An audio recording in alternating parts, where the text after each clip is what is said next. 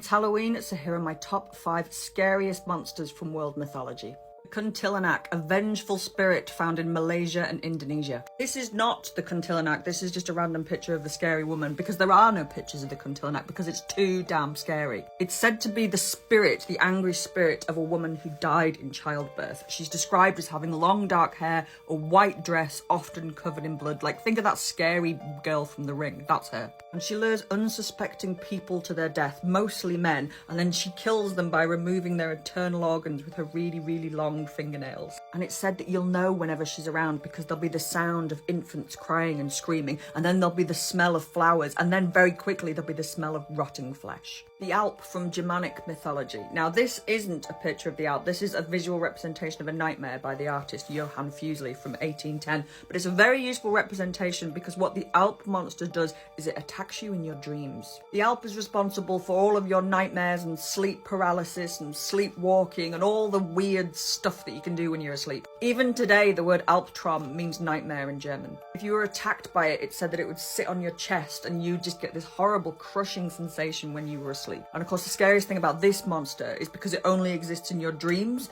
you can't fight it. The Tayanak from Philippine mythology. Now, we all know there's nothing creepier than babies and little kids being creepy, and this is probably the creepiest of all the babies being creepy. The Tayanak disguises itself as a baby or a toddler, and then it hides in the jungle and cries and cries and cries. So you'd hear the baby crying or the little kid crying, and you go, oh, I'll go and find out what's going on there, and then it would attack you and it would drink all your blood. This monster is mostly why I'm never nice to children. The Kudabi witch from Indian mythology. I don't know if I'm scared of this one or if I'm just really impressed by her, but I'll tell you about her anyway.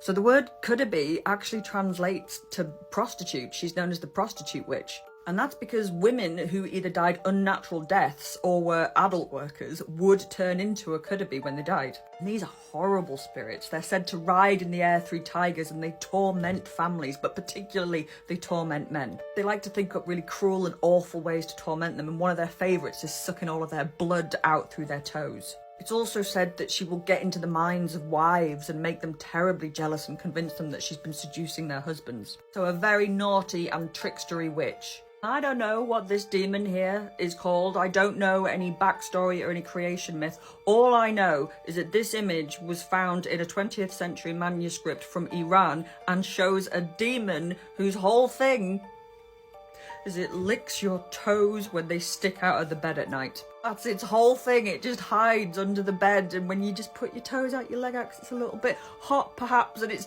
straight in there. Oh, it's just creepy as hell. So those are my top 5 scariest monsters. Let me know what yours are in the comments, and have a very happy Halloween.